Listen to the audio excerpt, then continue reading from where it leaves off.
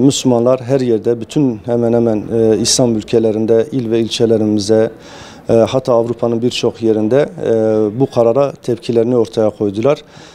Dolayısıyla önümüzdeki pazar günü daha geniş katılımlı bir miting yapmayı düşünüyoruz ve bununla ilgili girişimlerde bulunduk. İnşallah Diyarbakır'da istasyon meydanında Kudüs'e sahip çıkıyoruz temalı bir miting düzenleyeceğiz. Kudüs bizim de kırmızı çizgimizdir. Dolayısıyla İslam ümmetinin, insanlığın ortak değeridir. Toprakları işgal edilmiş Siyonist çeteler tarafından milyonlarca Filistinli kardeşimiz mülteci konumuna düşmüş, ülke dışında yaşıyor. En azından bu insanların kendi ülkelerine dönebilmeleri ve hakeza İsrail ve ABD'nin ortaklaşa almış olduğu bu kararından geri adım atmaları için bir kamuoyu baskısını oluşturmamız lazım. Ve yine önümüzdeki çarşamba günü İslam İşbirliği Teşkilatı ülkeleri bir araya gelecek. Bu yapılacak olan etkinlikler halkın talepleri de en azından onların gündemine etki edeceğine inanıyoruz.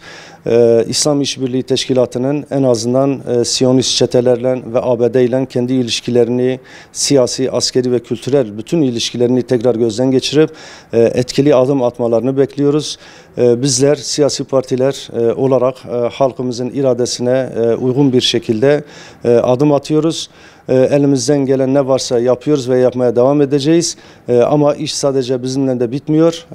Dolayısıyla İslam İşbirliği Teşkilatı'nın ve diğer vicdan sahibi ülkelerinin de bu konuda adım atması gerekiyor. Bu yanlış uygulamadan vazgeçirmeleri gerekiyor. Bu mitingi yapıyoruz.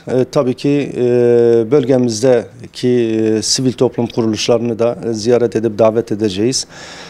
İnanıyorum zaten halkımız bu konuda hassasiyete sahip. Daha önce yapılan kitlesel basın açıklamalarında bunu ortaya koymuştur.